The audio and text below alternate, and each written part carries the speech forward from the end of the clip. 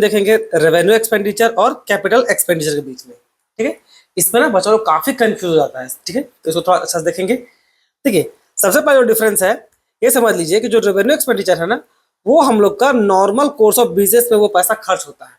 Expenditure बोलने का मतलब क्या होता है, पैसा खर्च हो रहा है। तो ये हम लोग का नॉर्मल कोर्स ऑफ बिजनेस में खर्च हो रहा है। क्या मतलब उसको बोलने का, इसका मतलब वो बच्चों, मान लीजिए कि हम लोग का कपड़ा का बिजनेस है। ठीक है, क्लोथिंग का बिजनेस है। अब क्लोथिंग का बिजनेस है तो हम लोग मेन खर्च क्या होगा, या तो भाई हम लोग उसमें इनकम होगा, सेल करेंगे, या तो फिर उसमें परचेज करेंगे। यानी कि देखा जाए तो मेनली क्या है, जो खर्चा हम लोग जो परचेज करेंगे या कपड़ा से रिलेटेड, कपड़ा को खरीदने बेचने या जो भी करने में जो भी खर्चा आ रहा है, वो सारा खर्चा क्या कहलाएगा, हम लोग का रेवेन्यू एक्सपेंडिचर। जो हम लोग का क्लोथिंग बिजनेस से रिलेटेड होना चाहिए, चाहे उस कपड़ा को गाड़ी में भर करके गोडाउन तक लाने का खर्चा आ जाए, चाहे सेल किए तो उसको भी अगर कस्टमर तक पहुंचाने का जो खर्चा आ जाए, ये सारा खर्चा किसमें भागेगा, ये सारा भागता हम लोग का रेवेन्यू एक्सपेंडिचर में। यानी कि सारा एक्टिविटी जो है ना, हम लोग का मेन बिजनेस का जो ऑपरेशन है, यानी कि क्या क्लोथिंग का जो बिजनेस है उससे वो रिलेटेड होना चाहिए। क्लियर है। कैपिटल एक्सपेंडिचर क्या होता है, ये हम लोग का ना, इसको जो हम लोग खर्च किए रहते हैं ना, ये हम लोग का जो भी बिजनेस है उसको हम लोग मेनली इस्तेमाल करने के लिए, ताकि हम लोग का प्रॉफिट थोड़ा सा बढ़ सके। जैसे क्या, देखिए अब क्लोथिंग का अगर बिजनेस है तो इस क्लोथिंग का बिजनेस में हम लोग क्या किए कि उस क्लोथिंग का बिजनेस में भाई हम लोग एक फर्नीचर खरीद के लिए आए उस दुकान में। अब ऐसा दुकान है भाई, तो एक फर्नीचर खरीद के लिए आए, बढ़िया सोफा वोफा लगा दिए, तो एक कस्टमर थोड़ा बैठे तो लग्जरियस फीलिंग हो और वो लोग कपड़ा खरीदे, तो इससे क्या होगा, कस्टमर से अट्रैक्ट होगा। तो हम लोग बिजनेस में क्या कर इस्तेमाल कर रहे हैं। ठीक है, और उससे क्या होगा, हम लोग प्रॉफिट ऑब्वियसली इंक्रीज करेगा, हम लोग का अर्निंग कैपेसिटी इंक्रीज कर रहा है। तो ये एक प्रकार का ये जो खर्च है ना, ये क्या हम लोग कैपिटल एक्सपेंडिचर है। फर्नीचर खरीदना और बेचना हम लोग का काम नहीं है। हम लोग का मेन काम क्या है भाई, हम लोग का मेन काम है हम लोग का कपड़ा बेचना और खरीदना। तो ये क्या, ये हम लोग का रेगुलर कोर्स ऑफ बिजनेस में, यानी नॉर्मल कोर्स ऑफ बिजनेस में ये नहीं आता है, फर्नीचर को सेल परचेज करना। समझ में आया? अब इसी के आधार पे आपका दूसरा दूसरा डिफरेंस बिटवीन है। दूसरा क्या है, अब देखिए, ये हम लोग का रेगुलर और रिकरिंग इन नेचर है। ऑब्वियसली भाई कपड़ा का अगर हम लोग का मेन, क्लोथिंग का अगर हम लोग का मेन बिजनेस है, तो वैसे हर साल हम लोग कपड़ा खरीद के फिर से लाएंगे, फिर बेचेंगे, फिर ट्रांसपोर्टेशन सेम क्या बार बार वो रेगुलर नेचर पे रिपीट करते रहेंगे। और फर्नीचर के साथ ऐसा करेंगे नहीं, फर्नीचर के साथ नहीं करेंगे। क्यों, ये क्या इरेगुलर और नॉन रिकरिंग क्यों नहीं करेंगे। फर्नीचर हम लोग खरीदना बेचने का काम तो था नहीं, हम लोग तो बस फर्नीचर वन टाइम खरीद लिए क्या भाई, दुकान में लगा दिया, हाथ तक तो थोड़ी चेंज करेंगे उसको। अब उसको जब वो जितना उसका लाइफ रहेगा, जब तक चलेगा तब तक उसको इस्तेमाल करेंगे, चाहे वो 5 साल चले, चाहे 10 साल चले, 15 साल चले, जितना लंबा वो चल जाए और ठीक ठाक कंडीशन में रहे वो फर्नीचर, तब तक उसी को यूज करेंगे, दोबारा वो इस्तेमाल नहीं होने वाला। इसलिए क्या वो आपका इरेगुलर है और आपका नॉन रिकरिंग नेचर। देखिए, एसेट और लायबिलिटी में क्या इंपैक्ट इसका पड़ता है, सो देखिए। देखिए बहुत बार क्या होता है, ये जो डिफरेंस है ना, ये ज्यादा आपका इकोनॉमिक लेवल पर सूट करता है, पर बहुत सारे बुक में लिख दिया था, तो लिख देते हैं हम भी। ठीक है, तो अब कॉन्सेप्ट थोड़ा और क्लियर हो जाए। देखिए, अब एक्सपेंडिचर बोलने का मतलब क्या हुआ, एक्सपेंडिचर बोलने का मतलब बताएं, जैसे कि भाई पैसा खर्च हुआ। अब खर्च हुआ तो अगर कैपिटल एक्सपेंडिचर को लेकर समझाएं तो समझिए, अगर पैसा खर्च किए हैं तो क्या, जब पैसा खर्च किए तो उस पैसा से क्या आप कोई नया एसेट लेकर के, एसेट यहाँ पर केवल याद रखिएगा फिक्स एसेट, फिक्स एसेट या फिर बोलिए नॉन करंट एसेट।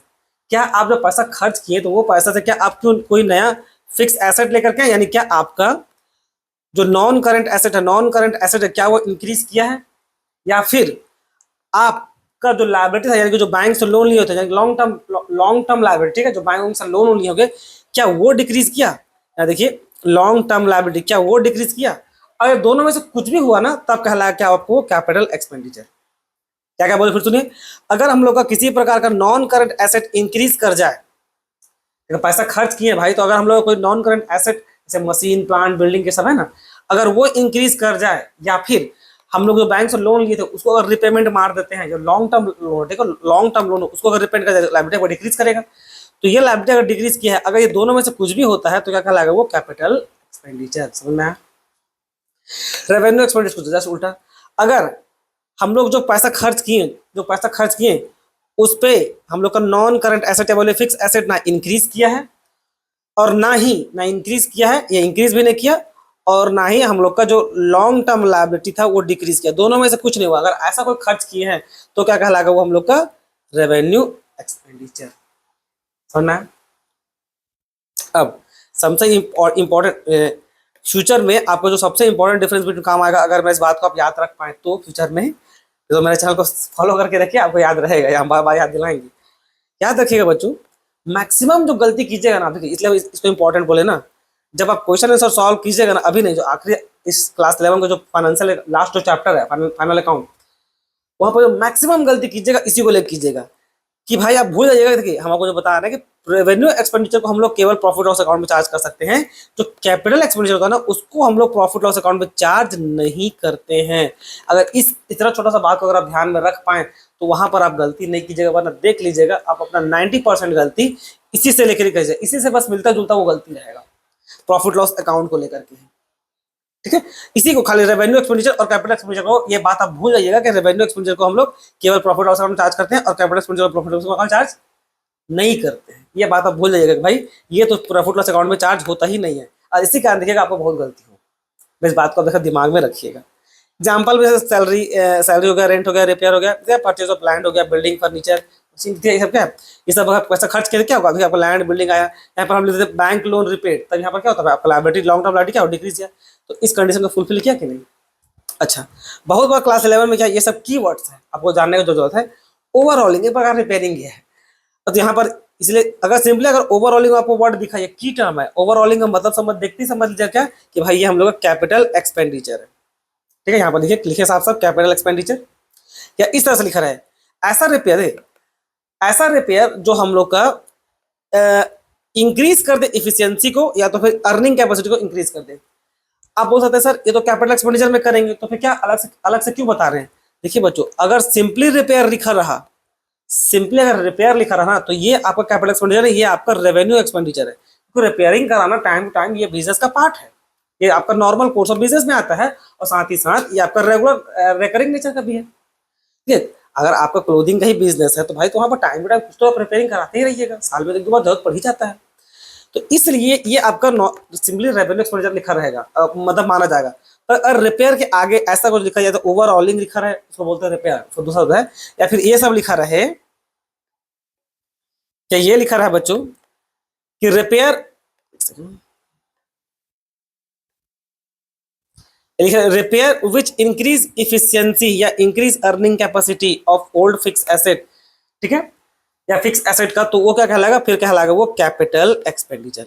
क्या मतलब वो सर इंक्रीज इफिशियंसी कैसे इंक्रीज होगा, समझ में कुछ नहीं आया। देखिए मान लीजिए आपके पास एक मोटर बाइक था, ठीक है, एक बाईसाइकिल नहीं, मतलब बाइक था, ठीक है, उस बाइक का माइलेज कितना था, 40 किलोमीटर, ठीक है, पर लीटर पे वो 40 किलोमीटर चलता था। अभी नॉर्मल मेंटेनेंस को तो वो सर्विसिंग का तो हर जो सर्विसिंग कराते हैं टाइम टू टाइम, वो तो भाई आपको हर 6-6 महीने में कराना होगा, गाड़ी अगर पुराना होगा हर 6-6 महीने में आपको सर्विसिंग कराना रहता है, तो क्या ये सिंपली रिपेयर है। ठीक है, पर अब मान लीजिए वो जो इंजन था उसका माइलेज कितना का, पुराना होने के बाद ऑब्वियस माइलेज कम होता है, 40 किलोमीटर हो गया। अब मान लीजिए आप इंजन ही चेंज कर दिए, भाई इंजन ही चेंज करो, अब जब नया इंजन लगेगा तो भाई तो वो तो थोड़ा ज्यादा माइलेज देगा ना, क्या हो आपका 60 किलोमीटर देगा।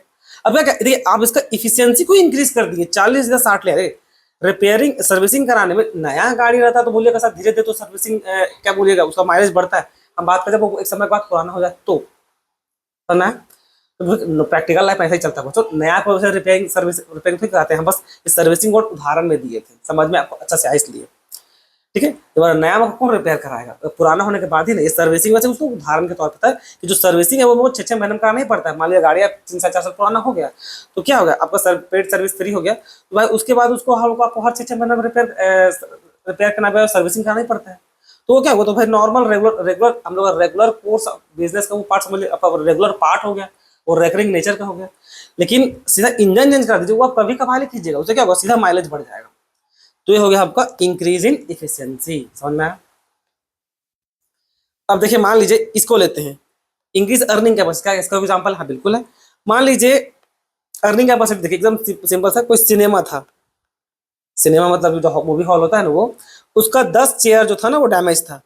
अब देखिए 10 चेयर उसका डैमेज था, मूवी थिएटर के अंदर है, तो अनयूज पड़ा हुआ है, फालतू है, वो बर्बाद हो चुका है।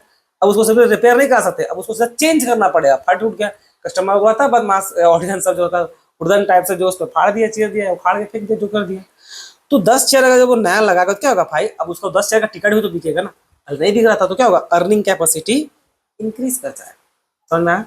तो ये था बच्चों, चलिए अब आगे और देखते हैं। अब ये तो बस उसका जस्ट सेम है, बस खाली बस रिवर्स में चल जाएगा। रेवेन्यू रिसीट और कैपिटल रिसीट है, यहाँ पर क्या पैसा मिल रहा है, तो भाई ऐसा पैसा जो आपको हमेशा नॉर्मल कोर्स ऑफ बिजनेस से मिले, जैसे क्लोथिंग से हमेशा सेल से मिल रहा है, कुछ और का कपड़ा बेचने पे पैसा आ रहा है, ऐसा पैसा मिल रहा है जो हम लोग का नॉर्मल कोर्स ऑफ बिजनेस से नहीं है। ऐसा भी हो सकता है सर, इतना छोटा मोटा हो सकता है, ऐसा क्यों नहीं। जैसे मान लीजिए आपका जो फिक्स एसेट था उसको आप सेल कर दिए, पुराना हो गया, तो जो फर्नीचर लेकर के आए थे ना, जो सेल कर दिया, कुछ पैसा आ गया। एग्जाम्पल में देखिए क्या लिखा हुआ है यहाँ पर, सेल ऑफ फिक्स एसेट। मान लिया कोई न्यूज पेपर था, फालतू पड़ा हुआ था न्यूज पेपर, वो तो आपका बिजनेस का पार्ट नहीं है भाई, बेच दिए, तो क्या होगा आपका कैपिटल रिसीट। समझ में?